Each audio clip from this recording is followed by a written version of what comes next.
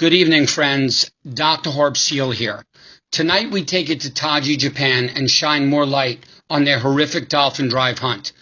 Many of us first heard about this dolphin hunt from the award-winning documentary movie, The Cove, that came out in 2009.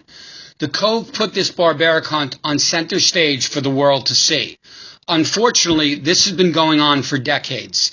It has become to be known as Taiji's dirty little secret, and my friends, that is putting it very mildly.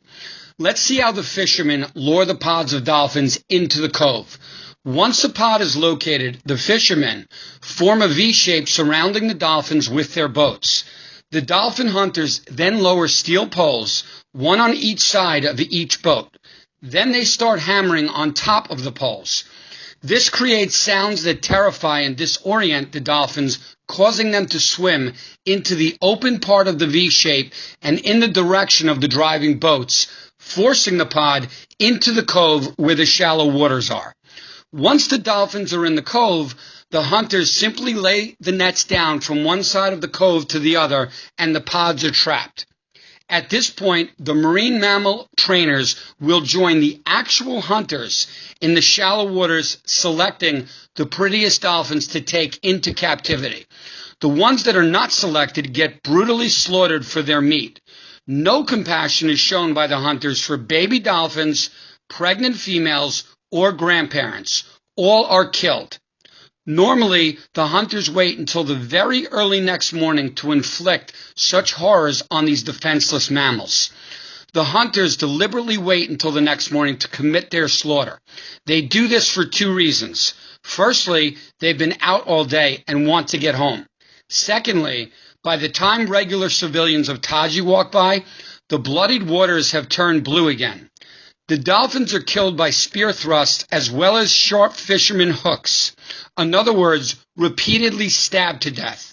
Some dolphins take as much as 30 minutes to die. Many people ask why the dolphins don't just jump the nets. After all, dolphins can jump very high out of the water. Jumping the nets would be no problem for them. The thing about that is dolphins don't understand artificial boundaries like nets and other fishing barricades. The only boundaries dolphins know are the shoreline and the ocean's surface. So for them to jump the nets would be jumping into the unknown. That is not a jump they are willing to make. Once the movie The Cove came out, the fishermen tailored their killing methods. One method they use is to force a sharp metal spike into the dolphins' necks, which is supposed to sever the spinal cord and kill them instantaneously, meaning a more humane kill. Boy, that sure does not sound too humane to me. The hunters then use wooden corks to fill in the wounds and reduce the blood spilled to hide their dastardly acts. The fishermen even pull the dolphins underneath plastic tarps to prevent cove guardians or the general media from getting footage of it. As I am reading this, I cannot believe the Japanese government allows this to go on. Now, it's interesting to note the captivity market acts innocent as they are not the ones actually killing the dolphins. Yet the marine life trainers so cavalierly join the hunters in the selection process, knowing the vicious cycle they are partaking in. I will take it a step further. Not only are the marine life trainers from the captivity market partaking in this barbaric hunt, but the captivity market itself is what's driving this hunt altogether. We will talk about that shortly. Let's look at why the government of Japan allows this 21st century Holocaust to harbor on their shores. And make no mistake, this is nothing short of a Holocaust. Firstly, the government says the main reason for the dolphin hunt is to provide dolphin meat to the Japanese people. This has been shot down by animal welfare organizations as a result of dolphin meat containing very high levels of PCB and mercury. Now, just to note, PCBs have been shown to cause cancer and a number of serious non-cancer health effects in animals and people, including effects on the immune system, reproductive system, and nervous system. The Japanese people are very aware of the health risks regarding dolphin meat and, as a result, rarely eat it. So that reason by the government just does not add up. Secondly, the Japanese government says the dolphin hunts are also a form of pest control. The fishermen argue that dolphins eat too much fish and therefore the fishermen need to kill the competition. It's hard to believe that dolphins are being blamed when overfishing in the ocean by people is a global problem. The dolphins are not the reason for the scarcity of fish. Overfishing around the world is the reason. The Japanese government say the same thing about whales to the International Whaling Commission, that whales eat too much fish and therefore need to be killed. The International Whaling Commission has put a moratorium on hunting whales, but to no avail. Japan continues their whale hunts. Speaking of moratoriums, in 2015, after years of negotiations, the World Association of Zoos and Aquariums suspended the membership of the Japanese Association of Zoos and Aquariums for not adhering to the policies that prohibit cruel methods of taking animals from the wild. The Japanese Association for Zoos and Aquariums also rejected a 2-year moratorium on taking animals from the drive. Japan has made it very clear that their dolphin hunt drives will be defended and continued despite all the world pressure. Each year, Japan allows up to 20,000 in total dolphin and small whales to be killed. In Taiji alone, 1,500 to 2,000 are killed in the cove. It's important to point out it's the Japanese government and fishery agencies that allow the fishermen to carry out this horrendous hunt. It's not the fault of the Japanese people. Many of them are now in uproar over the dolphin hunt as well. And of course, the good old tradition and cultural excuse. Let's hear what Ric O'Barry, director of Earth Island's Dolphin Project, has to say about that. Here's his quote. This claim of Japanese tradition is nonsense. The dolphin drive hunts, according to the town's own written history, says a couple of drive hunts occurred in 1936 and 1944. But the current series of hunts only began in 1969. Close quote. I was always under the impression that traditions and cultures had at least hundreds of years behind them, if not thousands. Ric O'Barry has really led the charge against the dolphin hunts in Taiji, Japan. Mr. O'Barry arguably knows dolphins better than anyone in the world. He actually started out as a dolphin trainer. Ric O'Barry was first recognized for capturing and training 5 dolphins for the 1960s TV series Flipper. Soon after, O'Barry went from training dolphins in captivity to tirelessly combating the captivity industry. This was triggered by one of the 5 dolphins he trained named Kathy, who died in his arms. O'Barry, till this very day, believes Kathy committed suicide. In 1970, he started the Dolphin Project and has never looked back. He's been fighting for dolphins and other marine life for the last 46 years. He has put Taiji's dirty little secret on the world stage for all to see. Friends, when you have time, please check out dolphinproject.net to keep up with the latest news on the plight of the dolphins. So what is the real reason behind the dolphin hunts in Japan? The captivity market is a multi-billion-dollar market. Captured dolphins can go for anywhere from $30,000 up to $250,000. Just think about those numbers for a moment. They're staggering. It's interesting to note that for a dead dolphin's meat, hunters only get $600. Why is the price so low for dolphin meat, you might ask? Very simply, nobody really wants it anymore.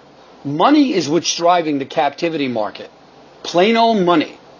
As to why the hunters slaughter the dolphins, it has very little to do with the $600 they receive for the dolphin meat that nobody wants, and it has everything to do with killing off the competition so they have more fish for themselves.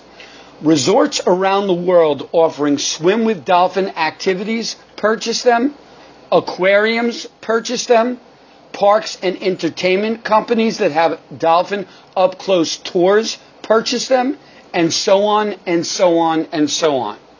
Dolphins can live up to 70 years in the ocean.